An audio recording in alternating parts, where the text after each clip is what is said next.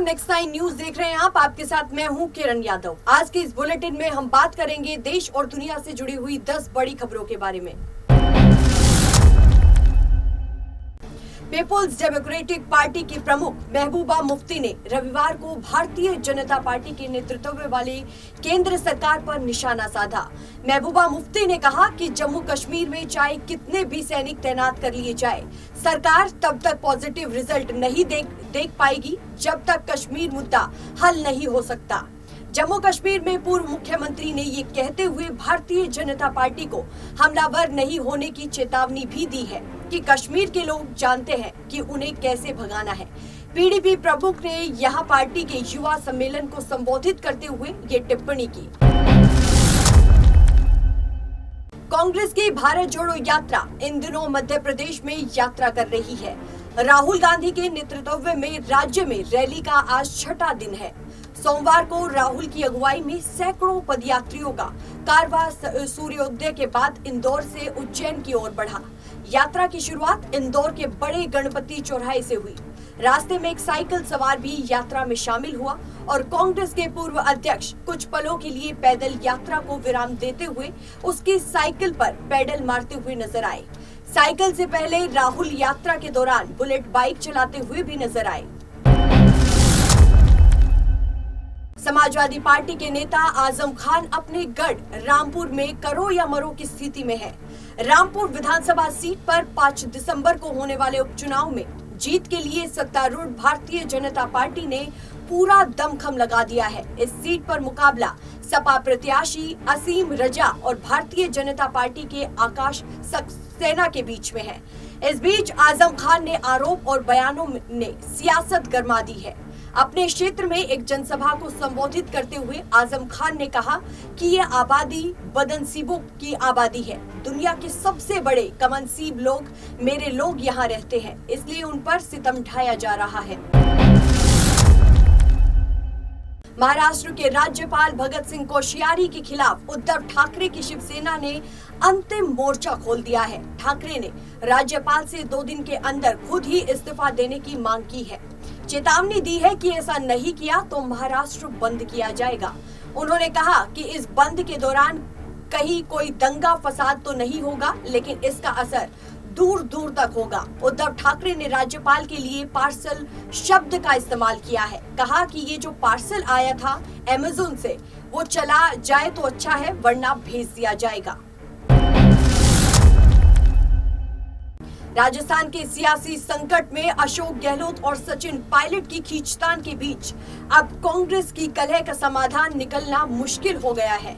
हाल में आए गहलोत के एक इंटरव्यू के बाद अब आलाकमान के सामने पायलट और गहलोत विवाद नए सिरे से खुलकर सामने आया है। जहां गहलोत ने साल 2020 की बगावत के घावों को फिर से कुरेंदा है तो पलटवार करते हुए कहा, पायलट ने साल 2023 पर फोकस करने की नसीहत दे डाली। वहीं राहुल गांधी की भारत जोड़ो यात्रा के राजस्थान में आने से पहले कांग्रेस खेमे की तरफ से एकजुटता का संदेश दिया जा रहा है, लेकिन सूबे की कांग्रेस में 2 गुटों में अभी भी तलवारें खिंची हुई है।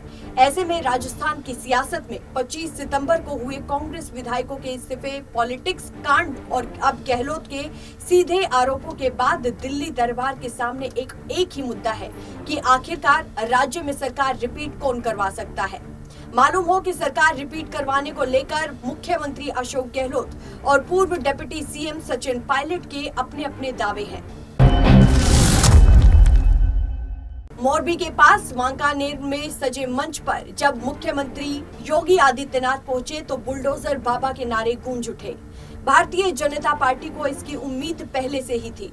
शायद तभी मंच के बैकड्रॉप में बुलडोजर की एक बड़ी सी तस्वीर लगाकर योगी आदित्यनाथ को हिंदू हृदय सम्राट कहकर संबोधित किया गया था।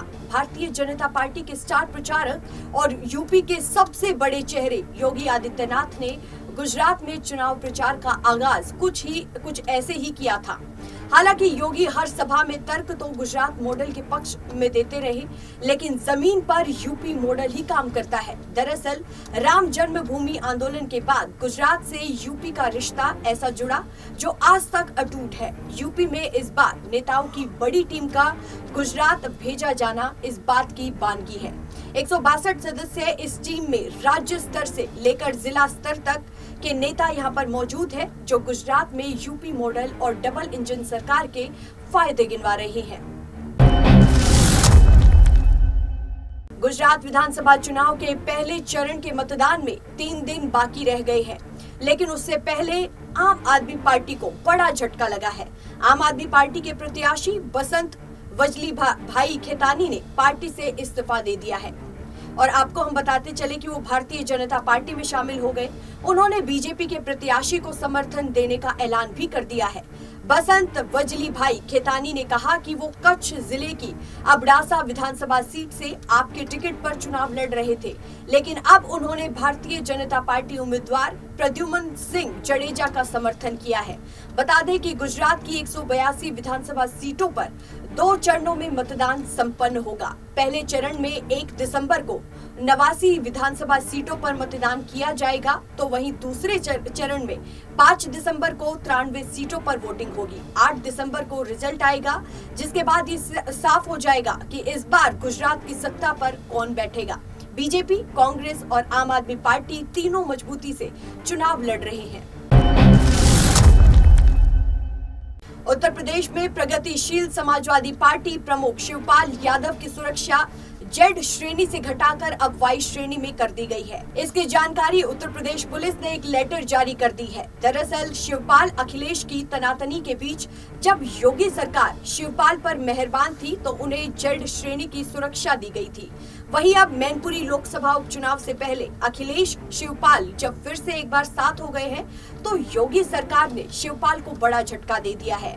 बीते कुछ दिनों से समाजवादी पार्टी परिवार में सब कुछ ठीक ठाक चल रहा है। नेताजी मुलायम सिंह यादव के निधन से खाली हुई मैनपुरी लोकसभा सीट पर अखिलेश यादव की पत्नी डिंपल यादव भी चुनाव लड़ रही है। चाचा शिवपाल भी डिंपल के लिए जोरों शोरों से चुनाव प्रचार कर रहे हैं। एक समय था कि जब शिवपाल और अखिलेश की राहें जुदा हो गई थी। शिवपाल ने जो अपनी अलग पार्टी प्रगतिशील समाजवादी पार्टी बना ली, बेटे आदित्य के साथ वो पार्टी को मजबूत करने में जुटे रहे। गुजरात विधानसभा चुनाव के लिए 1 और 5 दिसंबर को मतदान है, जबकि 8 दिसंबर को चुनावी परिणाम आ जाएंगे। राज्य में 182 सीटों पर चुनाव हो रहा है। सभी दलों के नेता जोरों शोरों से चुनाव प्रचार में जुटे हुए हैं। इन सब के बीच कुछ नेता ऐसे भी हैं जो गुजरात चुनाव से इतर दिल्ली नगर निगम चुनाव पर फोकस कर रहे हैं। दिल्ली में एमसीडी चुनाव के लिए 4 दिसंबर को वोटिंग होनी है। उप मुख्यमंत्री मनीष सिसोदिया दिल्ली के मुकाबले गुजरात में काफी कम रैलियां और चुनावी सभाएं कर रहे हैं। सिसोदिया अक्टूबर में गुजरात में एक चुनावी कार्यक्रम में शामिल हुए थे। राज्यसभा सांसद राघव चड्ढा भी इसी महीने गुजरात के अलग अलग हिस्सों में गए थे, लेकिन बीते कुछ दिनों से वो दिल्ली नगर निगम चुनाव पर ज्यादा फोकस कर रहे हैं। RJD supremo Lalu Prasad Yadav kidney का इलाज कराने सिंगापुर पहुंच गए हैं। वहां रहने वाली उनकी बेटी रोहिणी आचार्य ने उनके वेलकम के लिए एक भावुक ट्वीट किया।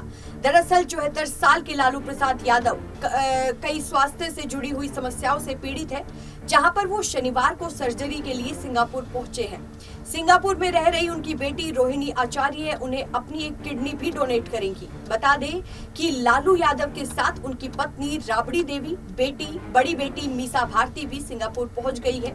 वहीं लालू यादव के सिंगापुर पहुंचने पर उनकी बेटी रोहिणी ने ट्वीट कर एक वीडियो शेयर किया है, जिसमें उन्होंने लिखा है कि खुशी का हर लम्हा होता है पास, पिता का साया जो होता है साथ, हर मुसीबत से लड़ना हमें है सिखाया, गरीब, वंचित, शोषित समाज को जिन्होंने अधिकार है दिलाया। इस वीडियो में लालू यादव सिंगापुर एयरपोर्ट पर व्हील चेयर पर दिखाई दे रही हैं। फिलहाल के लिए इस बुलेटिन में बस इतना ही, लेकिन देश और दुनिया से जुड़ी हुई तमाम बड़ी खबरों के लिए देखते रहिए हमारा चैनल नेक्स्ट 9 न्यूज। धन्यवाद।